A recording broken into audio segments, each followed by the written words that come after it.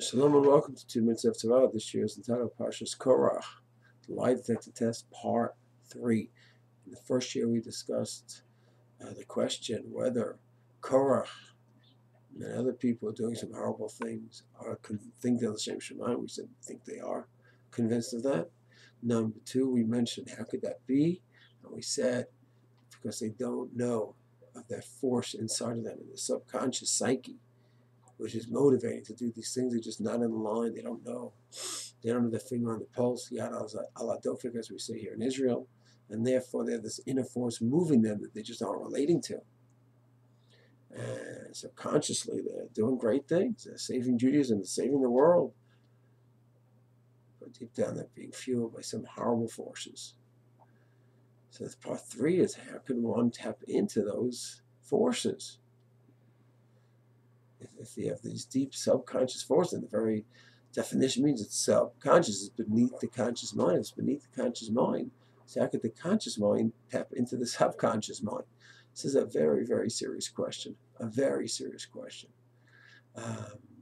Israel Salanta worked on it a lot to try to work out ways to bring ideas from the subconscious out and to bring ideas from the conscious into subconscious mind. He worked on different approaches. But the one basic approach that has to be done is that a person has to first have recognition that I have subconscious forces that motivate me. Can I tap into them? And the only chance after you have that first premise is with chavruta, with another person, to discuss different ideas about yourself. I want to go ahead and open up a new school. Now, why? Isn't Shem Shemayim there's really a niche for this new school, this new yeshiva in Israel, this new American program in Israel, a new yeshiva in Ramat Beit Shemesh, whatever it may be.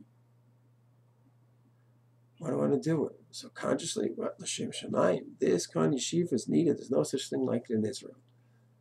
Oh, really? There's about 20 other programs exactly like it. No, I'm telling you what's unique here. He has to bounce it off with a friend, with his rabbi, with his wife, with Hafrusa. And she and the rabbi, the Hafruz, have to challenge me. There's so many like it. No, I'm telling you what's unique here. So if he really shows something unique, then okay, then maybe the right thing to do. And it has a niche in the market. That's fine. And if it's not, and even then, it's still good to challenge yourself. Okay, maybe there's a unique niche here, but what's fueling you to do this? Is it just because you want to have a unique place? Is it because of Shem Shemayim? And keep digging.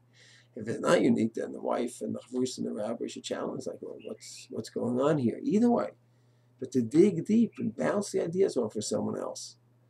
Another way that the Torah very much holds that a person can dig into himself is, of course, through marriage. Ezer Kenegdo, we discussed this in the past. Ezer Kenegdo means that the Rashi says, how is a wife an Ezer Kenegdo? If your man's lucky, he's an Ezer. She's an Ezer to him. And if he's not fortunate, there's Kenegdo against him. But another pshat, and Nitziv mentions this, we discussed in the past, and Ezer Kenegdo means the ultimate Ezer, the ultimate help is that she's Kenegdo. She's a different person with different insights, and every single thing that you're doing, your hours, how much time you spend on the learning, how much time you spend playing ball and this and that, you have so much to challenge, what's going on?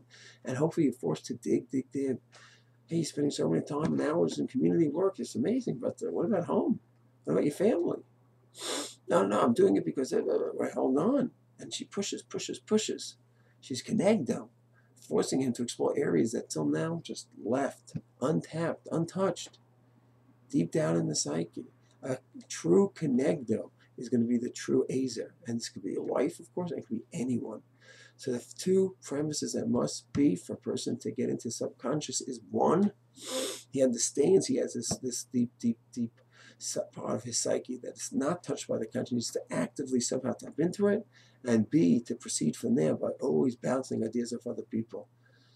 His wife, Hafrusa, Rebbe, whoever it may be. And then he has a chance of digging deep down into that mysterious part of our psyche and understanding himself better.